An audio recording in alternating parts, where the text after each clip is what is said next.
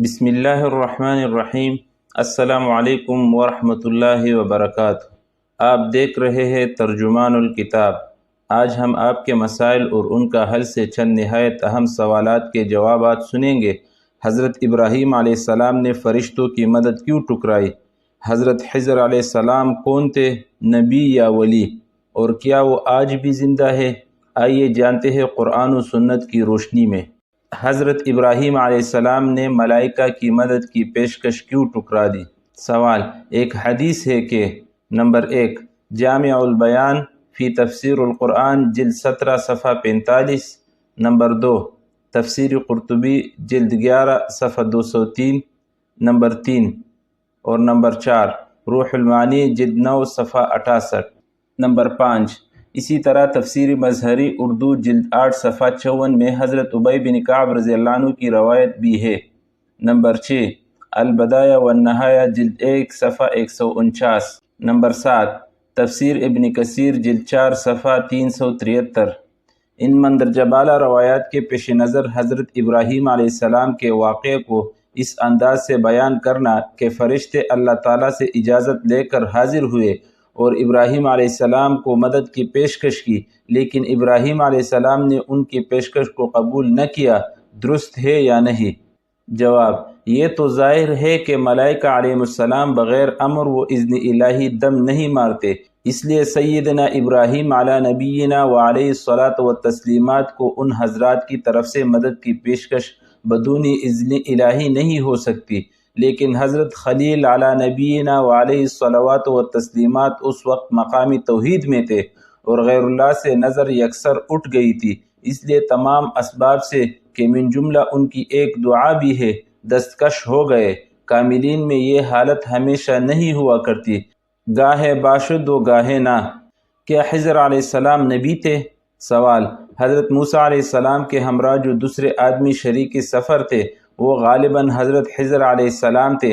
عام خیال یہی ہے حضرت خضر علیہ السلام کا پیغمبر ہونا قرآن سے ثابت نہیں، پیغمبر کے بغیر کسی پر وحی بھی نازل نہیں ہوتی، غیب کا علم صرف اللہ تعالیٰ کو ہے، تو پھر حضرت خضر علیہ السلام کو ظالم بادشاہ، نافرمان بچے اور دیوار والے خزانے کے متعلق کس طرح علم ہوا جبکہ حضرت موسیٰ علیہ السلام کو ان کی خبر تک نہ تھی؟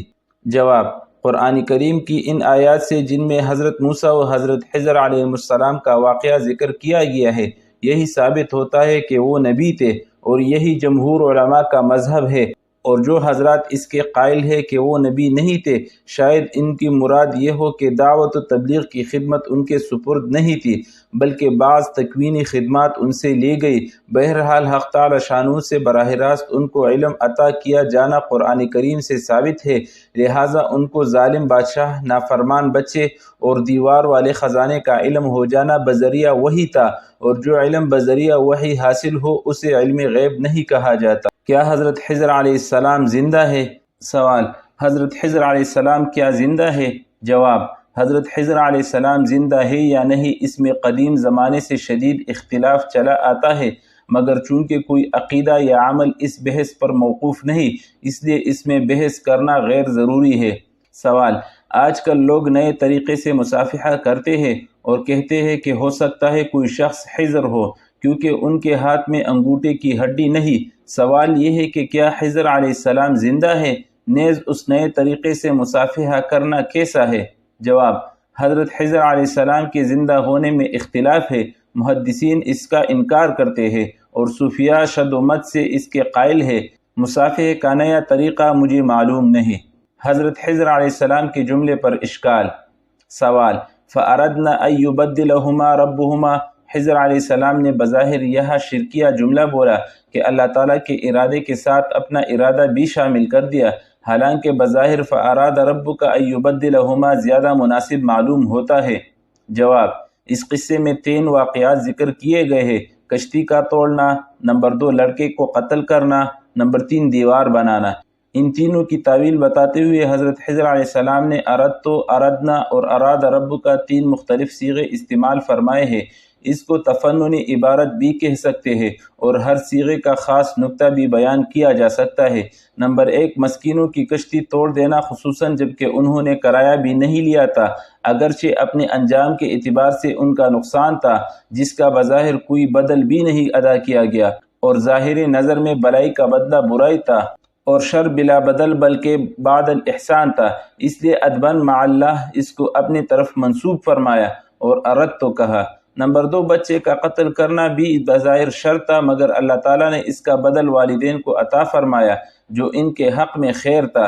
بس یہاں دو پہلو جمع ہو گئے، ایک بظاہر شر اس کو اپنی طرف منسوب کرنا تھا، اور دوسرا خیر یعنی بدل کا عطا کیے جانا اس کو حق تعالی شانو کی طرف منسوب کرنا تھا، اس لیے جمع کا صیغہ استعمال فرمایا تاکہ شر کو اپنی طرف اور اس کے بدل کو حق تعالی کی طرف منسوب کیا جا سکے۔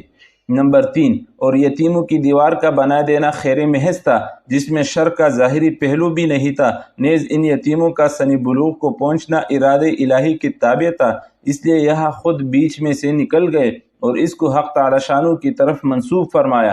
فَأَرَادَ رَبُّكَ، اس سے معلوم ہوا کہ دوسرے نمبر پر شرکیہ جملہ نہیں بولا بلکہ شرکت کا جملہ بولا تاکہ شر اور خیر کو از خود تقسیم کر کے بظاہر شر کو اپنی طرف اور اس کے بدل کو جو خیر تھا حق تعالی کی طرف منسوب کرے۔